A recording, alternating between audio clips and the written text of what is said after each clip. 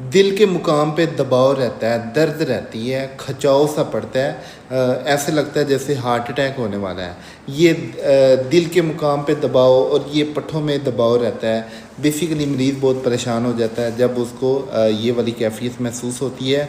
मरीज़ समझता है कि अब उसको हार्ट अटैक होने वाला है, वो हॉस्पिटल जाता है, ईसीजी वगैरह करवाते हैं, इको करवाते हैं, तो उसमें सब चीज़ें नॉर्मल होती हैं, लेकिन ये दर्द मरीज़ को मसलसल रहती है, जिससे मरीज़ बहुत परेशान रहता है।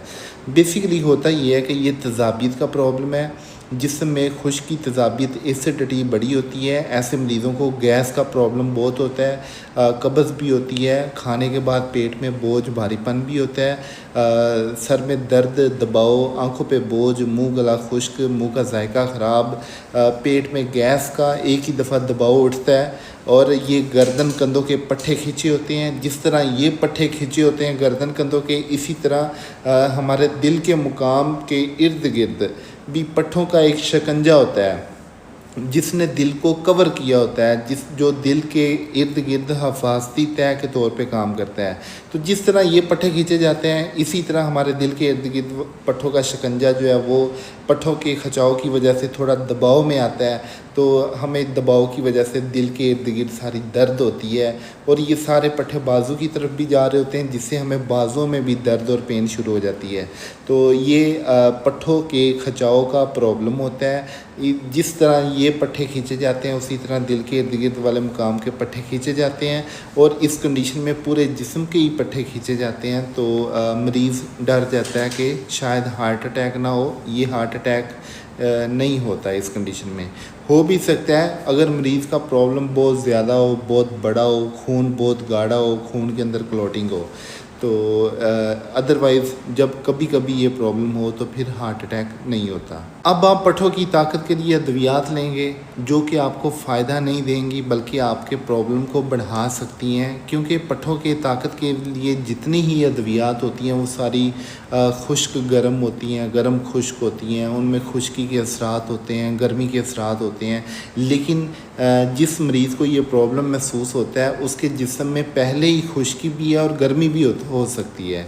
तो हम खुश्की गर्मी को जिस्म से निकालेंगे, जिस्म में नरमी पैदा करेंगे, लचक पैदा करेंगे, तो फिर हमारा प्रॉब्लम ठीक हो जाएगा। पट्ठों की इस खचाव में हमने ताकत वाली चीज़ें, ड्राई फ्रूट, गोश्त, ऐसी वैसी चीज़ें इस्तेमाल नहीं करनी, बल्कि हमने नरम चीज़ों का इस्तेमाल करना है, ताकि हमारे जिस्म में नरमी पैदा हो और पट्ठे जो खींचे हुए हैं ये नरम हो जाएं और हमारी बॉडी नॉर्मल हो जाए। जब पट्ठे नरम होंगे जिस्म में लचक आ जाती है। पट्ठों की नरमी के लिए ज़रूरी है कि हम वो तमाम ग़िज़ाओं का इस्तेमाल करें जो जिस्म में नरमी पैदा करें। वो जैसे सब्ज़ियों में कद्दू होते हैं, बहुत नरम होते हैं, सालन बहुत नरम बनता है, टींडे, पेठा, शलजम, इसके अलावा मूली का सालन, ये सब्ज़ियाँ शोरबे वाली बना के आप मुनासिब मिक़दार में जब भूख लगे आधी रोटी, छोटी सी एक रोटी तक खा लें। और सब्ज़ियों में मसाला हमने काली मिर्च वाला डालना है, सब्ज़ सुरख मिर्च नहीं डालनी।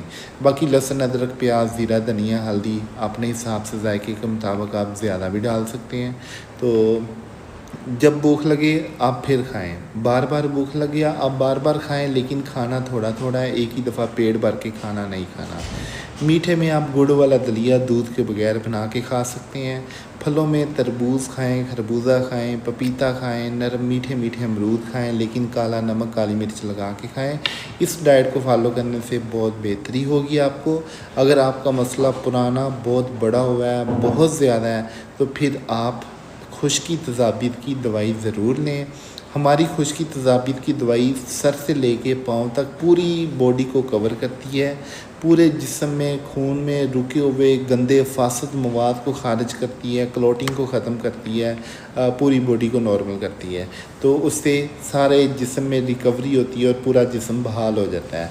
और याद रहे कि इस कंडीशन में गैस का प्रॉब्लम होता है, तो दिल में गैस का दबाव होने की वजह से भी दर्द होती है, और दिल में गैस का दबाव होने की वजह से दर्द होती है, और साथ ही साथ इस कंडीशन में खून गाढ़ा होता है। खून गाढ़ा जब इस दिल में से गुज़रता है तो दिल को ज़ोर लगाना पड़ता है, जिससे दिल की धड़कन भी मुतासर होती है और दिल के मुकाम पे दर्द दबाव भी हो सकता है। तो सारा प्रॉब्लम तजाबीत की वजह से है।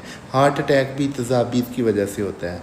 तो लिहाजा इलाज यही है, लेकिन इसकी अलामात बहुत सारी हो सकती हैं। तो आपको चाहिए कि आप अपनी तबीयत कंडीशन को समझ के उसके मुताबिक इलाज करवाएं ताकि आपकी हेल्थ को बेहतरी हो। अपना ख्याल रखें। So take care. अल्लाह हाफिज़।